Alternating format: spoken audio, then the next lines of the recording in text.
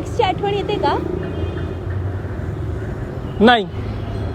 हे बघ, मी नाही चिडणार, तू माझ्याशी सगळं शेअर करू शकतोस. बघ, आपण दोघं गर्लफ्रेंड बॉयफ्रेंड नंतर बेस्ट फ्रेंड जास्त आहोत आपण. सांग तू मला.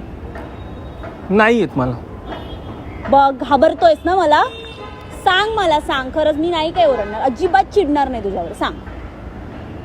येते, थोडीशी येते. किती गोड. आणि तुला तिच्यातलं काय आवडायचं जास्त? काय नाही. बघ, घाबरला.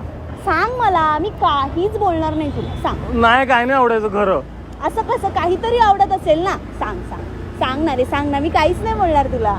अरे तिची स्माइल खूप मस्त होती, अशी गोड असायची ती एकदम.